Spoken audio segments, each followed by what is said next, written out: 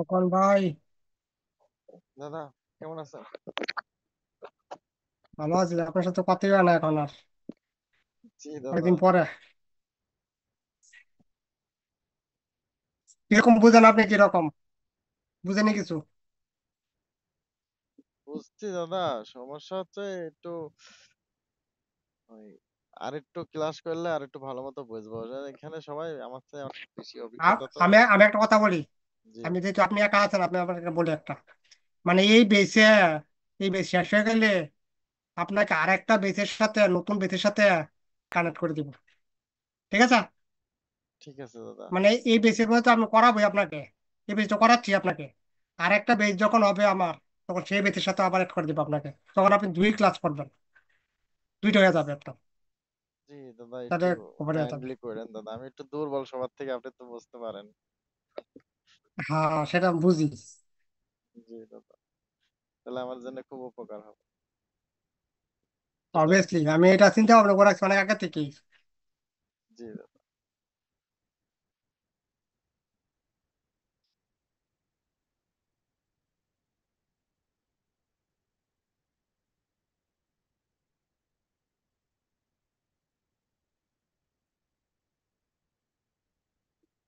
দাদা, খাওয়া দাওয়া করছেন দাদা? খাওয়া দাওয়া করে বসলাম, বসে মানে মেসেজ দিলাম আর কি। সবাই তো আর একরকম না, ঠিক না? জি যখন দাদা। আমরা স্কুলে কলেজে পড়তাম, তো ধরেন 50 জন স্টুডেন্ট আছে একটা বেসের মধ্যে, তো সবগুলি কি একরকম থাকে? না একরকম দাদা। কিন্তু থাকে না। হ্যাঁ।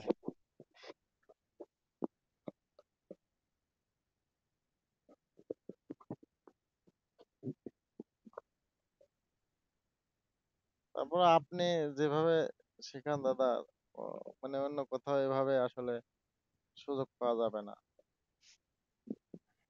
আমি চেষ্টা করি সবসময় ভালো করে করার জন্য, আচ্ছা মোটামুটি বুঝতে পারে। মানে টাকা যা দিছে, টাকা ক্লাস, মানে ক্লাস করার টাইমে যারা ক্লাস মানে টাকাটা উঠা যায়, মানে ক্লাস যে করতেছে ক্লাসের ভিতরে যেন টাকাটা উঠা যায়, এত টাকা দিচ্ছে আমাকে। জি দাদা, এটা অবশ্যই অবশ্যই দাদা। মানে আমি যেটা মনে করেছি, আপনি যতটা কষ্ট করেন স্টুডেন্টের জন্য, এই টাকা আসলে তুলনামূলক কিছুই না। হুম। উম, আসলে কি এখানে, মানে এই লাইনের মধ্যে, মানে কি বলবো আসলে, বলা ঠিক হবে কিনা জানি না। মানে এই লাইনের মধ্যে মানে সবাই কি করে, মানে বাটপারি করে।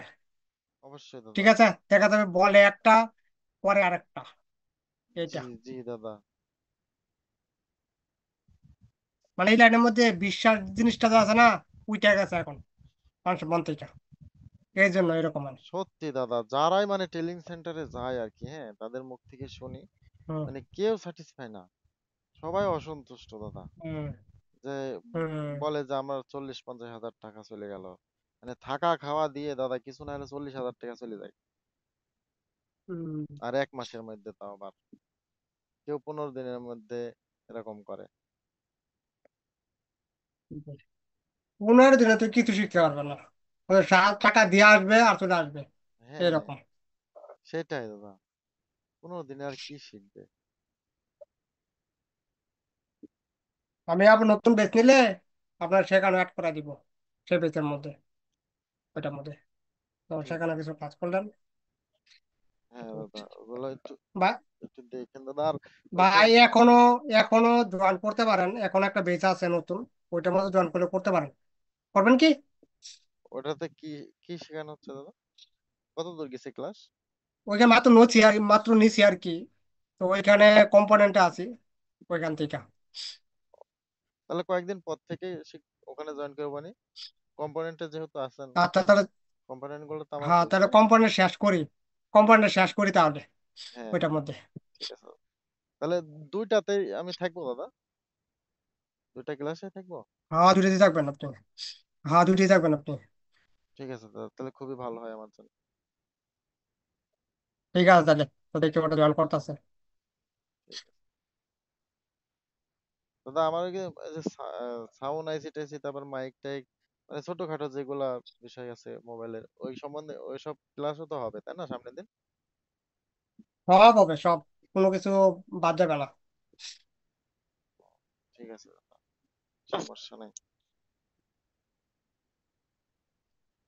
কিন্তু ক্লাস স্লোলি হচ্ছে, বাট একদম ক্লিয়ার করে যাচ্ছি মোটামুটি ভাবে, ডাউট না থাকে কোথাও। সমস্যা নেই দাদা।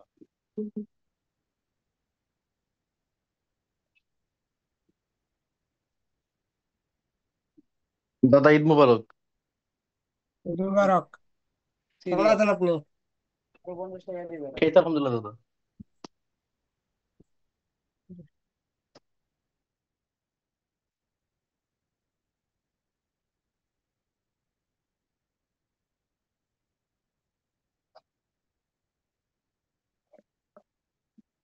আজও আসছে অনেকদিন পর। আচ্ছা ভাই। জি দাদা, আসছি আসছি। দাদা আছেন ভালো? এই তো ভালো আছি, আপনি অনেকদিন পরে পাইলাম ক্লাসের মধ্যে। আমি তো ঘুমাই যাই, টের পাই না কোন সময় কি হয়। না, সন্ধ্যা সন্ধ্যা যে ক্লাসে ওইটা তো থাকেন না আপনি মাঝে মধ্যে, দেখি। হ্যাঁ ওই হ্যাঁ। সময় কাজ করেন না, ওই সময় না কাজে ব্যস্ত থাকেন। না দাদা, গুল্লির উপরে আছি।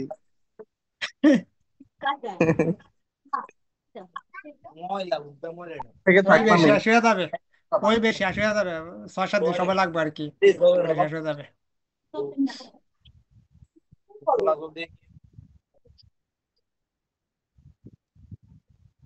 আর 6-7 দিন লাগবে ওইটা কমপ্লিট হতে।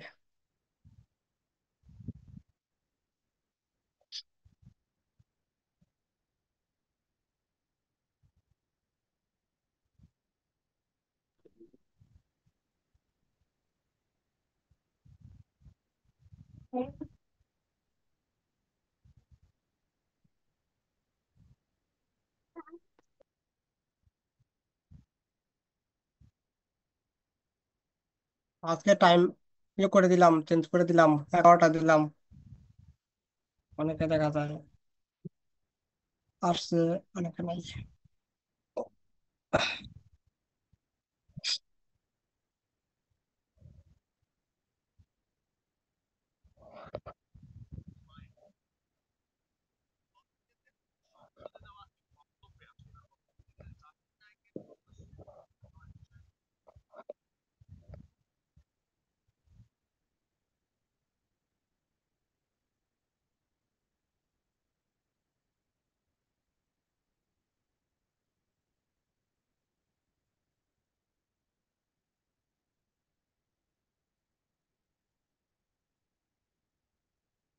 আরো তো রয়ে গেছে,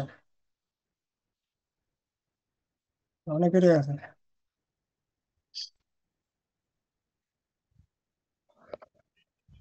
অবকাশ ইয়া, এই শান্ত ভাই সেদিন যে আপনার ইয়েটা ছিল, ওইটা হয়েছে নাকি পরে ডেট প্রবলেমটা?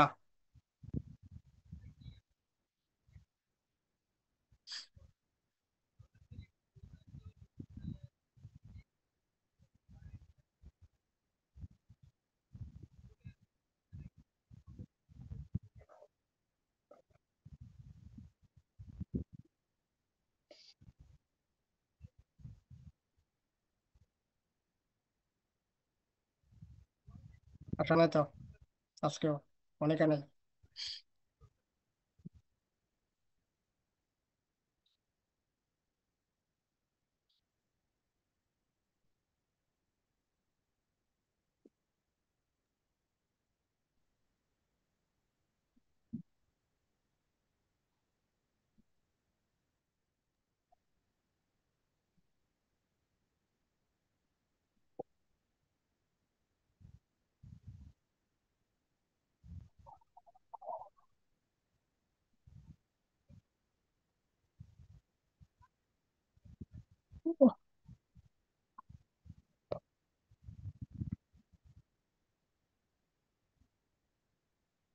রাকিব ভাই কে আছেন?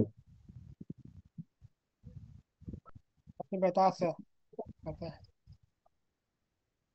পরে একটু বেশি নিতেন নাকি, আনলক করুন দাদা রাকিব শান্ত ভাইয়ের ভাই। সাথে কথা বলছি, ও, একটু পরে দেবো আর কি। আমি দাদা ওই যে ইয়ের সাথে আমি বর্ণীয় যার থেকে নিয়েছিলাম, ওনার সাথে হুম। সকালবেলা একবার নক দিয়েছিলাম। উনি আমার বললো যে টাকা 5,500 টাকা। ও, বুঝতে পারছি। একই সাথে আবার রাকিব ভাইয়ের মেসেজ দিলাম, রাকিব ভাই আবার রিপ্লাই দিয়েছিল যে 5,300 টাকা। বুঝতে পারছি।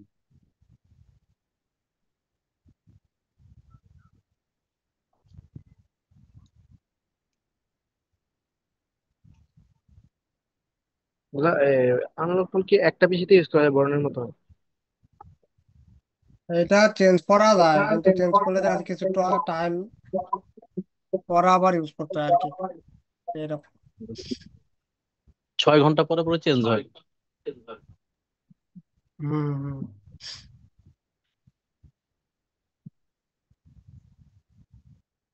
6 ঘন্টা পর পর চেঞ্জ হয় বলতে রাকিব ভাই? চেঞ্জের ইস্যু মানে হচ্ছে। ধরো একটা পিসিতে আপনি লগ ইন করলেন, লগ ইন করার পরেও আবার অন্য একটা পিসির মধ্যে লগ ইন করবেন, তো 6 ঘন্টা পর আপনি হুম, লগ ইন করতে পারবেন আরেকটা পিসির মধ্যে, আচ্ছা, তাহলে হবে না। বুঝতে পারছি। অনেকে যে আবার ওই যে আনলক টু রেন্টে দেয়, এগুলো কেমনে দেয়?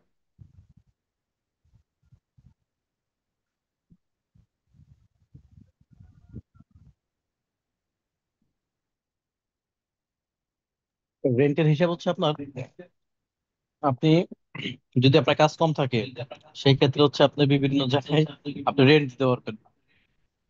100 টাকা করে নেয় মনে হয়, না কত টাকা নেয়।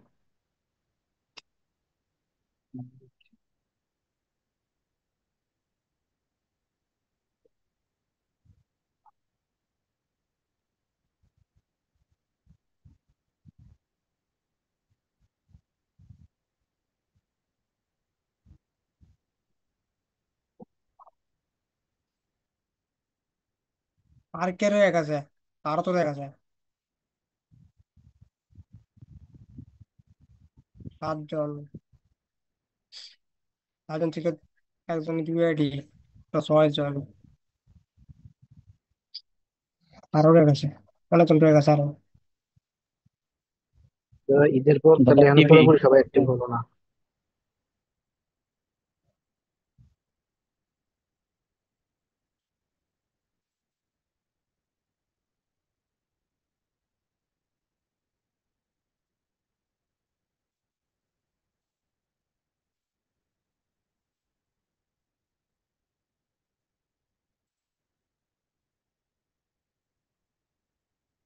মঙ্গলবার আছে, ক্লাস না হইতে পারে, কারণ মঙ্গলবারে একটা অনুষ্ঠান আছে, সেজন্য।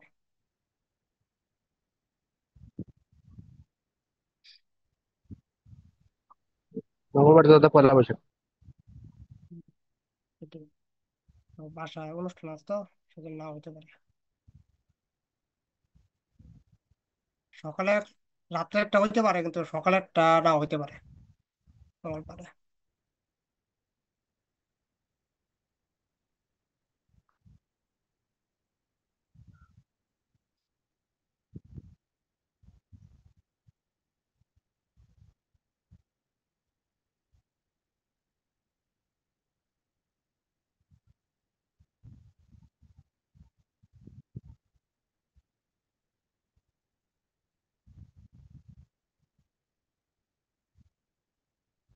আরেকটা ব্যাপার সেটা হয়েছিল আপনারটা, সেদিন যে একটা বলছিলেন, ডেট প্রবলেম, ওইটা।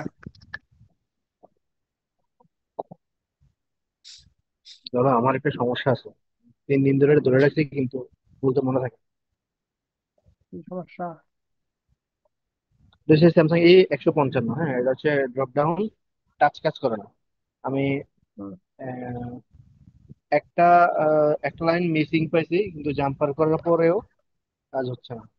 সবগুলো লাইন চেক করছি, সব কিছু ঠিকঠাক আছে, সিকিউরিটি বিল করছি, কিন্তু তারপরেও কাজ হচ্ছে না। কি লাইন মিসিং ছিল এটা? একটু ঢোকেন, আমি দেখতেছি, নামটা মনে নেই। 3 দিন, 2 দিন আমি ট্রাই করছি, তারপর 3 দিন ফালাই রাখছি। আমাকে তো বলেন নাই। মনে ছিল না আহ, দাদা। এ মনে ছিল 55 না না? বলতে আমি ভাবছিলাম যে ক্লাসে আসলে বলবো, হ্যাঁ, 100। 155।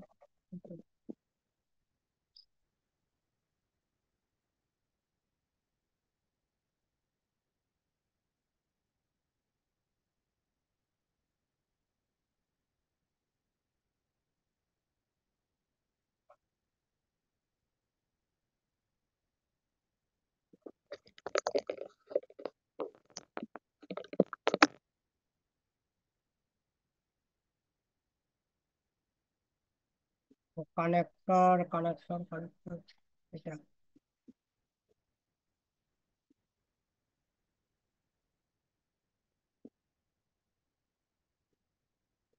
এটা কানেক্টর। এখানে মিডল লাইন, টাচ প্যাডেলের নিচেই খুলি, আইটু ছিল, এসসিএল আইটি, হার্ডওয়্যার সলিউশন করে করবো কি? আচ্ছা, এই যে টাচ টিএসপি প্যাড, আইএনটি, হুম, এই এটা লাইনটা মিসিং ছিল। হ্যাঁ, এটা একটা রেটিং কত রেজিস্টার আসে হয়ে কোন আসছে, টেস্টিং এ? কোনো রেডিং আসে না। এখন রেডি আসে না কোনো কিছু? না,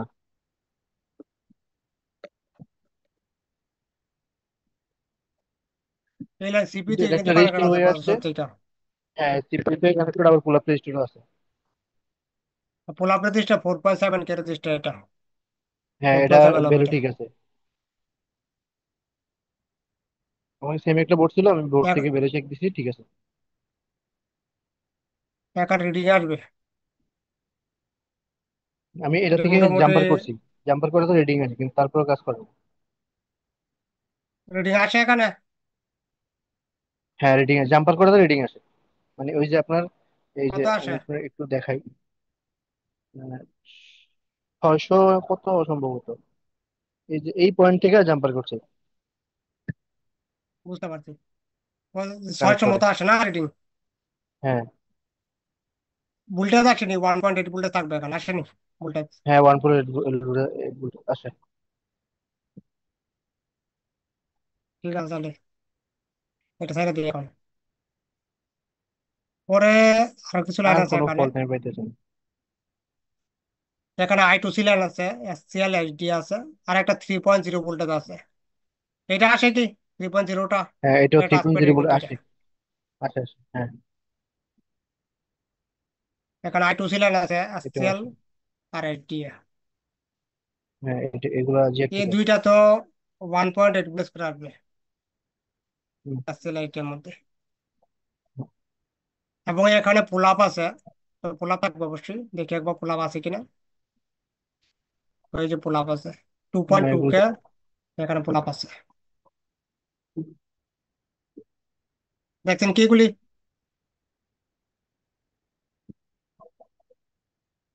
এগুলো তো ভোল্টেজ ঠিক আছে দেখলাম। বেলু বেলু প্রতিষ্ঠার যে বেলু আছে, বেলু ঠিক আছে নাকি? ভ্যালু চেক করে নেই, বেলু শুধু চেক ওই যে করে ফোর দেখি। পয়েন্ট সেভেন কি যেটা বলছেন, ওটা 4.6 আছে, ওটা চেক করছি।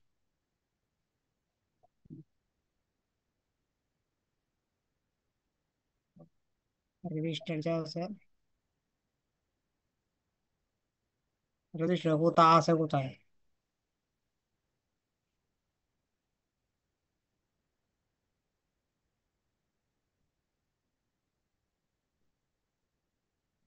অদ্ভুত কাণ্ড, কোথায় আছে এটা দেখা যায় না।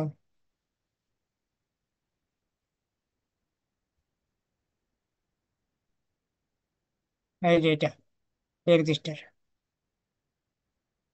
এটা হচ্ছে রেজিস্টার R4048। তো এটা একটা আছে, হ্যাঁ, এটাতে আর একটা এগুলোতে এটা হবে ভোল্টেজ এখানে। আছে।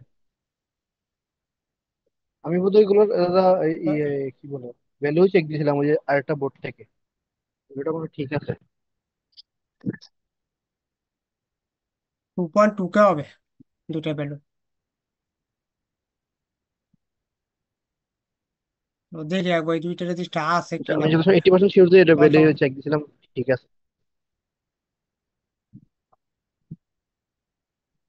থেকে টাচ স্ক্রিন সেন্সিটিভিটি। আছে, আছে, ক্যাপাসিটর গুলো না, রেজিস্টার গুলো আছে।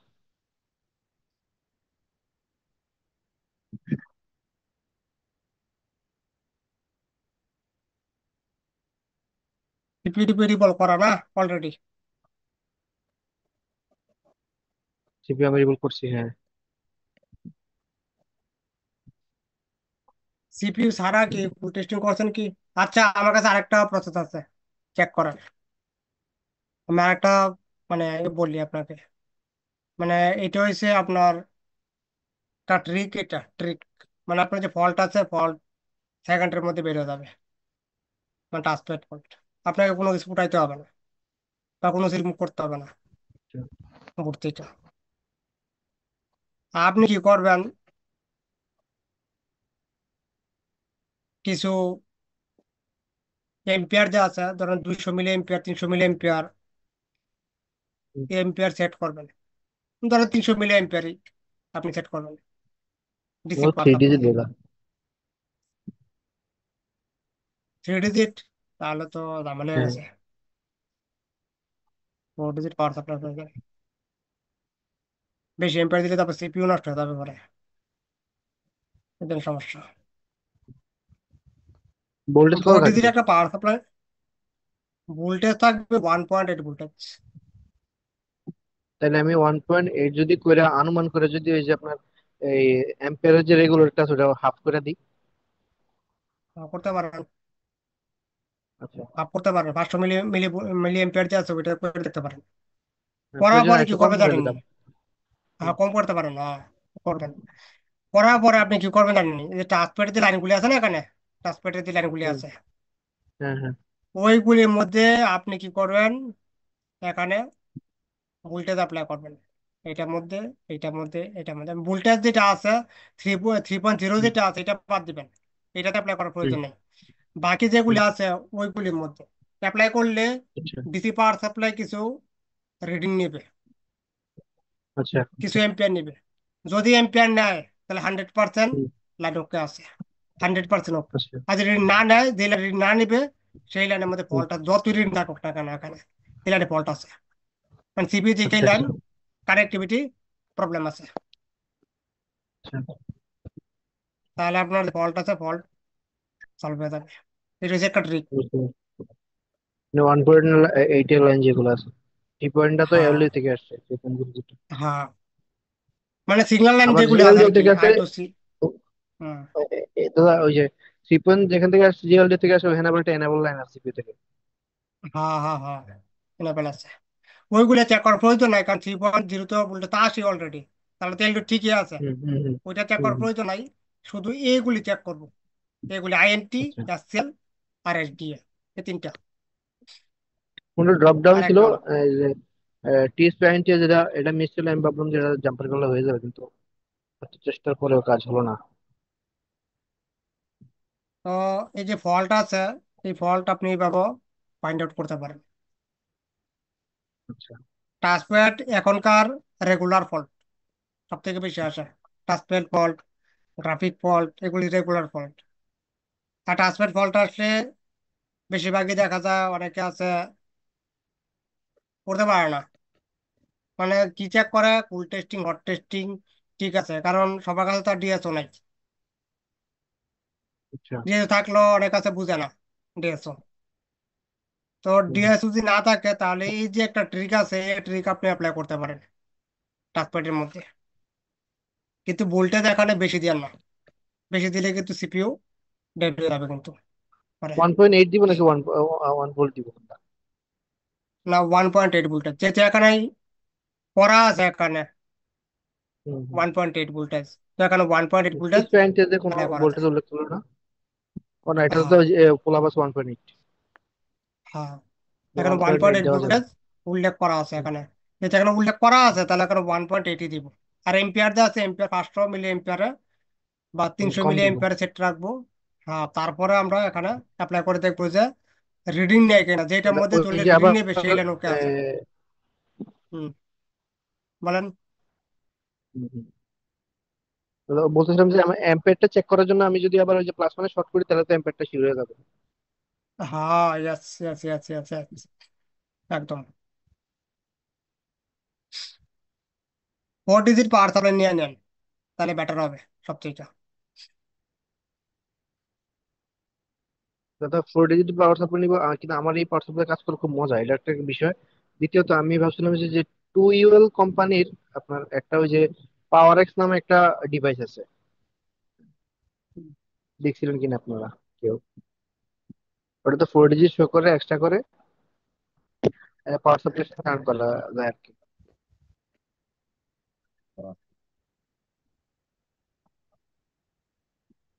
রাকিব ভাই, তারা কি কেউ দেখছেন ওই যে টু হুইলের পাওয়ার এক্স নামের ডিভাইসটা? প্রয়োজনীয় গ্রুপে একটি ছবি দিচ্ছি।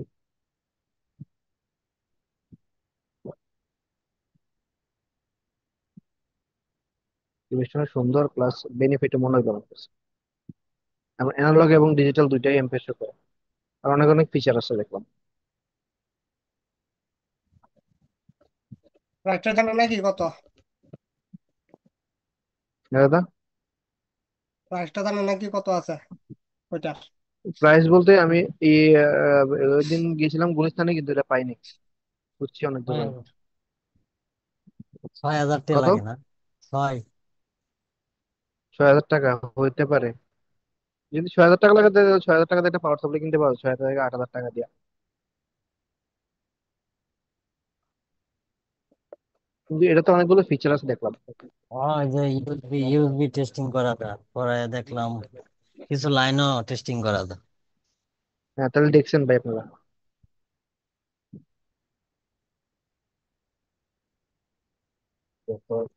আলামিন ভাই কোনটা ইউজ করেন? আমি তো ইউজ করতেছি মেকানিকের 4 ডিজিট। হ্যাঁ, মেকানিক এটা নতুন আসছে দেখলাম আবার। অনেক আগের মডেল, ভালো আছে। এই দাদা, আমি গ্রুপে ছবিটা দিচ্ছি এখন। দাদা আজকে একটা নিয়ে নিলাম, থার্মাল ক্যামেরা। কি থার্মাল ক্যামেরা কি ব্র্যান্ডের? কি কোম্পানি ভাই? কুইন্ডি কোম্পানির super X cam. Super X. কত নিল ভাই? এটা নিচে হলো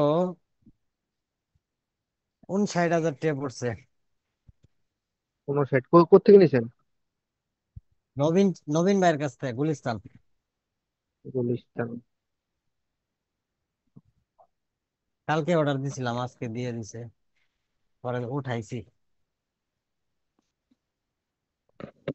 রিপন ভাই বলছিল এটা নাকি ভালো, পরে চিন্তা করলাম আচ্ছা এটাই কিন। হ্যাঁ, এটা বলে ইউজ করতেছে রিপন ভাই।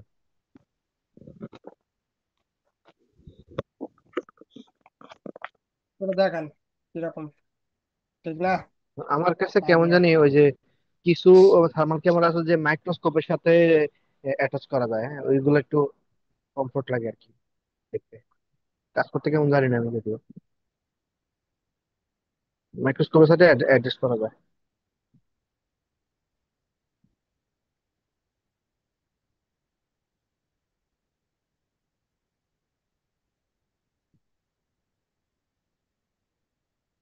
দাদা কোনটা ইউজ করেন, আছে কিনা? আমি সুগনের ইউজ করি।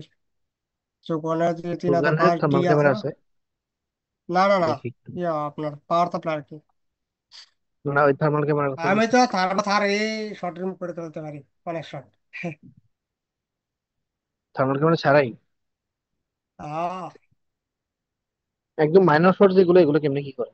এইগুলিও ধরেন আপনার ডিসি পাওয়ার সাপ্লাই কানেক্ট করার পরে ধরেন 0.001 আসতেছে, এই শর্ট রিমুভ করে হ্যাঁ, ফেলতে পারো উইদাউট কেমনে কি? সারা thermal camera, without thermal camera remove করা যাবে এটা। কোনো হিট টিট ফিল হয় নাকি? কোনো ট্রিক্স আছে আপনার আপনার কাছে এরকম? ফুল শট থাকলে যেরকম মানে 001 একবারই তো হয়ে ফিল যাবে। হওয়ার কথাই না। ঠিক, কিন্তু আমার কাছে প্রসেস আছে এগুলি ফাইন্ড আউট করার। আপনি করে বলতে পারবেন ইজিলি, একদম সেকেন্ডের মধ্যে হয়ে যাবে কাজ।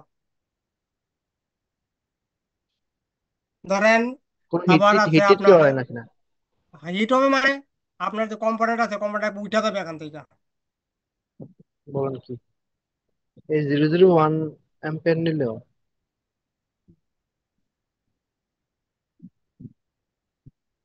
তারপরে দেখাতে অনেক সময় দেখাতে আপনার 0.005 আসে, শুধু 51 টেন এরকম আসে, এই শর্ট রিমুভ করা যায়।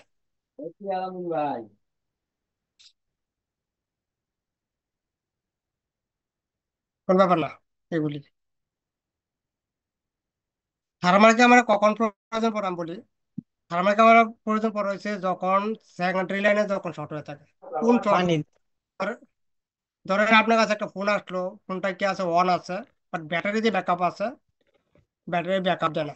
ধরো কাস্টমার আসলো, কি কাস্টমার এসে বললো কি ব্যাটারি ব্যাকআপ দেয় না, ব্যাকআপ কম দেয়, তখন দেখা যায় থার্মাল ক্যামেরার প্রয়োজন পড়ে। সেটা কিরকম? ধরেন আপনার কাছে একটা ফোন আসলো, কাস্টমার বললো কি ব্যাটারি ব্যাকআপ যে আছে আগে বেশি দিত, কিন্তু এখন কম দেয়। তো এই কন্ডিশন আপনার কি করতে হবে, যে মোবাইল আছে, মোবাইল যখন স্লিপ মোডে যাবে তখন দেখতে হয় যে কোথায় বেশি হিটিং হয়ে থাকে, যা আমাদের নর্মাল হাত দিয়ে অনেক সময় ধরা যায় না, কোথায় হিটিং করে বেশি বোঝা যায় না অনেক সময়। সব সব জায়গায় একরকমই লাগে, একই রকম। তো এই যে ফল্ট আছে, এই ফল্ট চেক করবো কি হবে? এই ফল্ট চেক করতে গেলে আপনার যে মোবাইল আছে, মোবাইল যখন স্লিপ মোডে যাবে, স্লিপ মোডে গেলে আপনি ডিসি পাওয়ার সাপ্লাই যে আছে, DC power supply current reading আছে, কারেন্ট রিডিং বলে দেয় ফোনের মধ্যে শর্টিং আছে কিনা সেকেন্ডারি লাইনের মধ্যে। যখন স্লিপ মোডে যায় তখন আমাদের ডিসি পার্সের রিডিং দেওয়া থাকে জিরো, মানে 01, মানে 5 এর মধ্যে আর কি, মানে 0 থেকে 5 এর মধ্যে কি করে, ফ্ল্যাকচুয়েট করে রিডিং। তো এই কারণে এরকম কন্ডিশন থাকে, তাহলে ওকে আছে, কোনো শর্টিং টেস্ট নেই। আর যদি দেখা যায় না, স্লিপ মোডে যাওয়ার পরও 20 30 বা 15 20 30 40 রিডিং করে স্লিপ মোডে যাওয়ার পরও, তো সেই ফোনের মধ্যে কি আছে, শর্টিং আছে। কোথায় আছে? সেকেন্ডারি লাইনে শর্ট আছে। তো এই শর্ট ফাইন্ড আউট করতে গেলেই থার্মাল ক্যামেরা লাগে। তাহলে এমনিতে থার্মাল ক্যামেরাতে প্রাইমারি যে শর্ট আছে, বিপিএড বিপিএস, এগুলি থার্মাল ক্যামেরা কোনো প্রয়োজন নাই, এগুলি এমনিতেই রিমুভ করে পেতে পারে। দাদা আমি যেটা বলছিলাম ওই যে লিকেজ শর্ট যেগুলো, এগুলো কথা কি এগুলো থার্মাল ক্যামেরা এগুলি ছাড়া হয় কিনা দাও? এগুলি এগুলি মানে ইজিলি করা যাবে, ইজিলি একদম।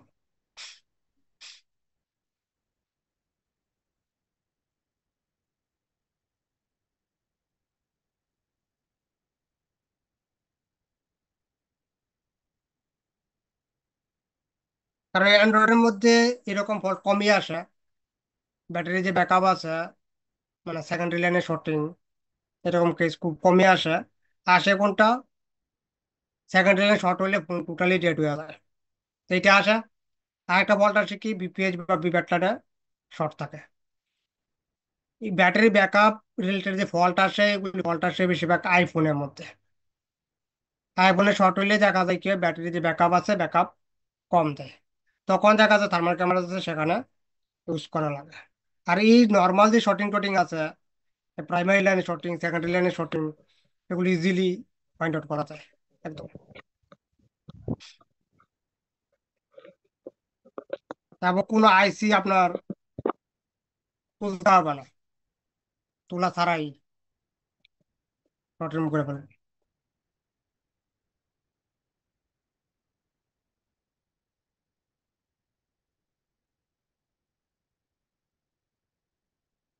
শর্টিং কেস হচ্ছে ভোল্টেজের উপর ডিপেন্ড করে, মানে কোন লাইনে কত ভোল্টেজ দিতে হবে না দিতে হবে, এগুলি ডিপেন্ড করে এখানে।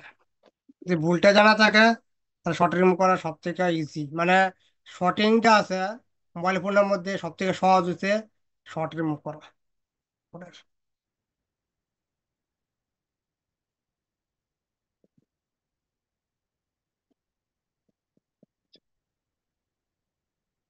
কিন্তু শর্ট রিমুভ করতে হবে, ভুলটা জানতে হবে যে কোন লাইনে কত ভোল্টেজ দিতে হবে।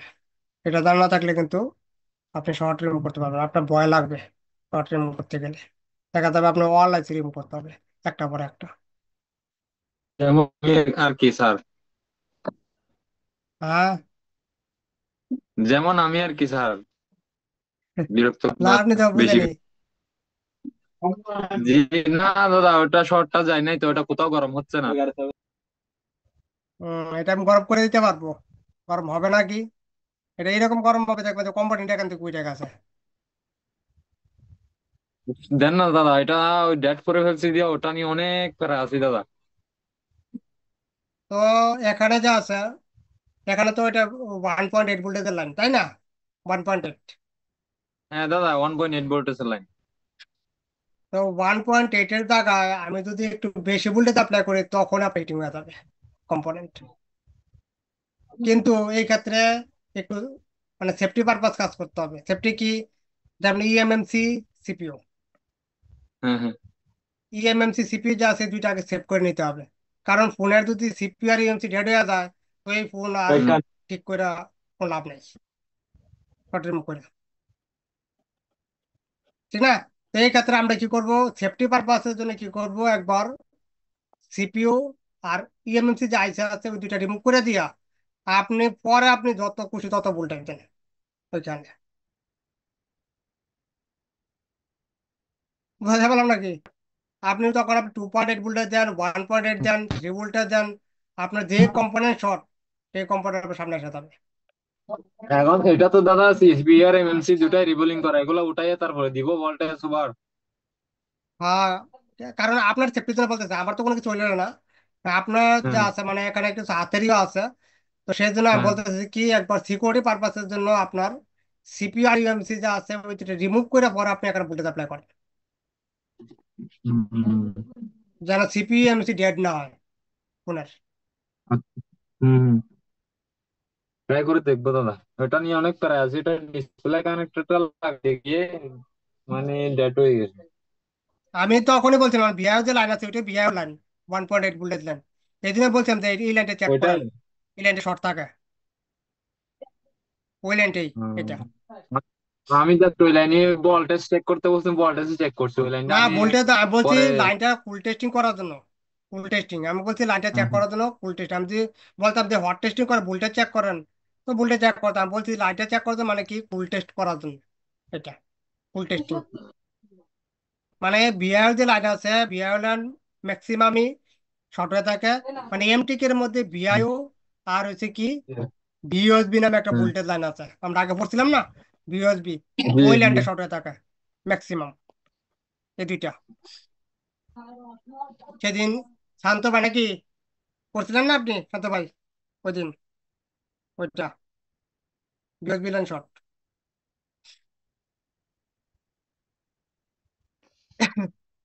রেডমি 9-এর দাদা মধ্যে কি জিজ্ঞেস করছিলেন আবার একটু বলেন। বিওএসবি লাইন আছে না, এটা আমি বলছিলাম যে শর্ট হয়ে গেছিল ওইটা, বিওএসবি ভোল্টেজ যা আছে ওইটা। হ্যাঁ হ্যাঁ, ওটা হয়েছে, ফাইনালি হয়েছে তো। সিএসডি আর কি জানি এটা যোগ করলাম, হয়ে গেছে।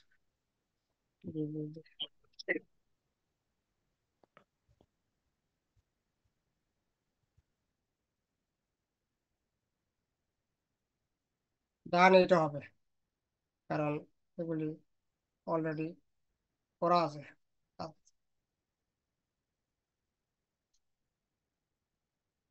বোর্ডের শর্টিং যা আছে শর্টিং এর উপর সব থেকে easy।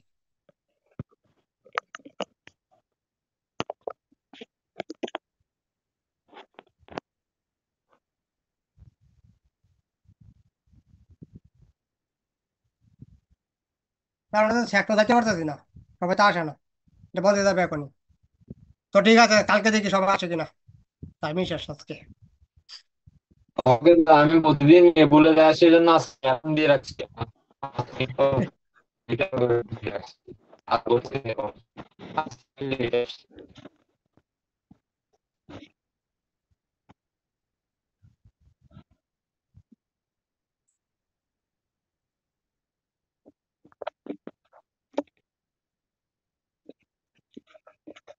ঠিক আছে, ওকে, হ্যাঁ, তাহলে